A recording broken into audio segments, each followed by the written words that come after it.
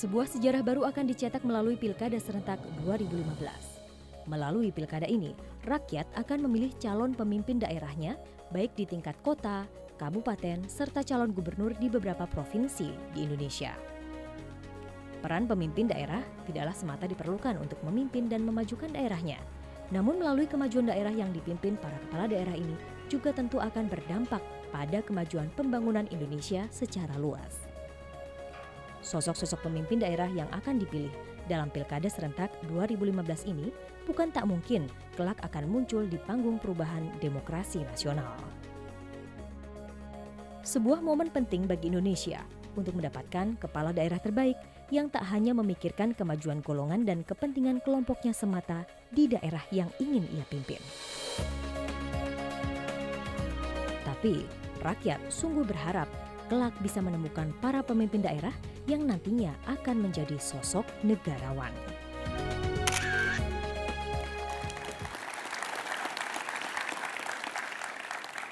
Ya, pemirsa, pada dasarnya memang kalau kita lihat cuplikan tadi, ini ada harapan besar yang digantungkan dalam Pilkada Serentak 2015. Indonesia jelas memiliki potensi untuk melahirkan tokoh-tokoh besar di tiap daerah nanti, diharapkan menjadi inspirasi untuk daerah-daerah lain yang bisa menimbulkan ada dampak yang berkelanjutan secara nasional. Seperti itu, Wahyu. Masih ada dari daerah juga, anak muda juga. Kalau tadi sudah kita dari Depok, di Jawa Barat ada Mas Dimas Oki yang maju untuk sebagai bakal calon wali kota. Sekarang sudah hadir juga bersama kita. Bakal calon Bupati Goa, Sulawesi Selatan, ada Adnan Yassin Limpo. Selamat malam. Selamat malam. Mas Adnan, terima kasih sudah hadir. Iya, dari Goa apa yang ingin dibawa untuk bangsa Indonesia? Kalau kita melihat tema negarawan, menurut saya negarawan itu adalah wawasan dan pemikirannya. Dia memberikan kontribusi kepada negara, menyampingkan kepentingan pribadi dan golongan. Membangun daerah itu bagian dari negarawan. Karena daerah, kabupaten, kota adalah bagian dari negara kesatuan Republik Indonesia. Oleh karena itu menurut saya negarawan adalah tidak diukur dari usianya. Tidak diukur. Bukan dikotomi antara tua dan muda. Tetapi negarawan itu adalah diukur dari wawasannya, pemikirannya yang bermuara untuk negara dan kepentingan rakyat Indonesia. Pernah merasa dikecilkan karena masuk dalam kategori anak muda? Alhamdulillah, kalau saya kan dulu tahun 2008 pada pemilu 2009 ikut di pemilihan legislatif. Dan alhamdulillah terpilih dan sekarang sudah 2 periode di DPRD Provinsi Sulawesi Selatan.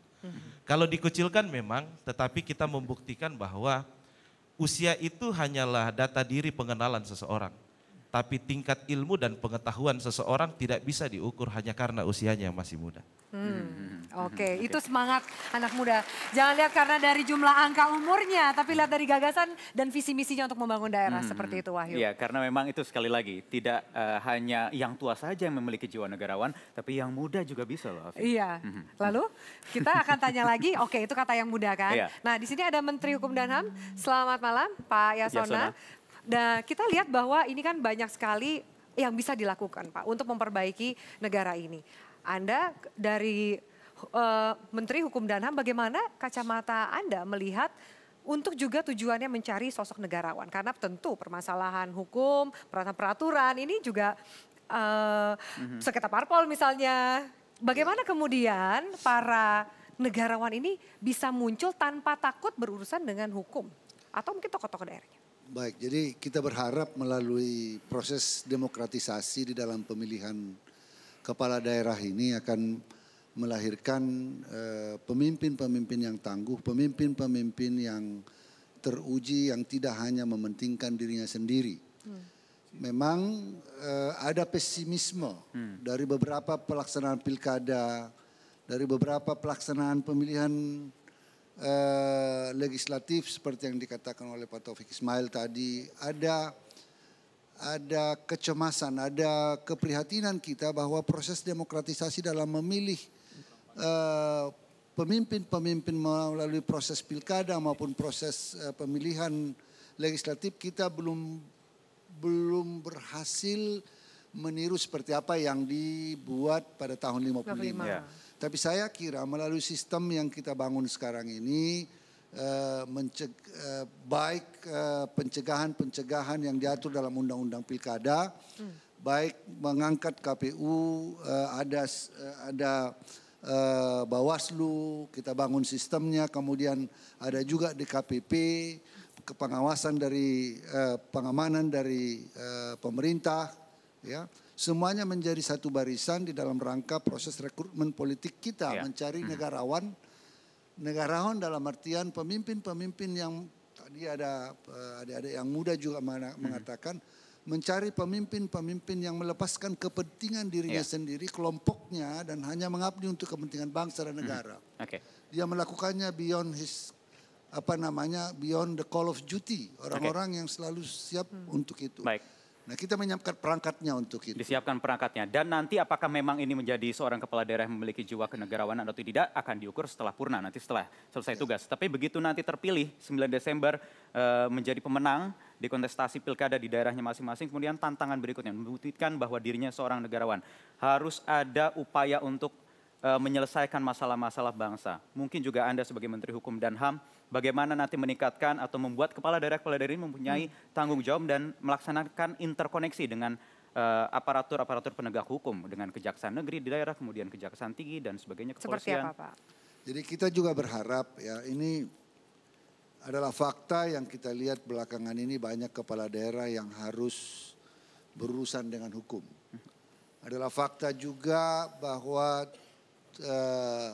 pembangunan daerah kita banyak anggaran-anggaran daerah yang tadi masih kita lihat SD, masih kita lihat puskesmas, yang barangkali kalau pengelolaan anggaran itu dilakukan secara maksimal, betul-betul dilakukan dengan baik, barangkali manfaatnya dan pembangunan itu bisa dilakukan dengan baik.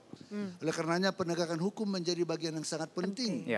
Ya, menjadi bagian yang sangat penting di dalam mengawal proses pelaksanaan pembangunan di daerah. Ya, baik itu membangun ketentuan-ketentuan hukum yang tidak hanya represif sifatnya, mengatur pelanggaran korupsinya langsung memidananya, tetapi satu kesatuan sistem mulai dari pencegahan sampai kepada proses transparansi pelaksanaan keuangan, proses pelaksanaan pemerintahan birokrasi yang bersih, transparan, dan akuntabel itu bisa dilaksanakan. Jadi ada satu kesatuan sistem. Jadi tidak hanya misalnya menghukum represif saja, tetapi juga merupakan satu rangkaian pada tindakan pencegahan, pemberian sistem, pengelolaan birokrasi yang lebih baik. Sebenarnya ini menyambung juga tadi yang disampaikan oleh Pak Cahyokumolo ya Pak, bagaimana sistem ini saling terhubung dan juga melahirkan sosok-sosok yang mungkin negarawan, tapi juga kita butuh seorang pemimpin yang terbaik yang bisa dihasilkan dari daerah. Kita lanjutkan sesaat lagi. Terima kasih Bapak. Lalu bagaimana soal penyelenggaraannya seperti apa? Ada persiapan logistik, keamanan. Kami akan lanjutkan sesaat lagi. Tetaplah bersama kami di Metro TV.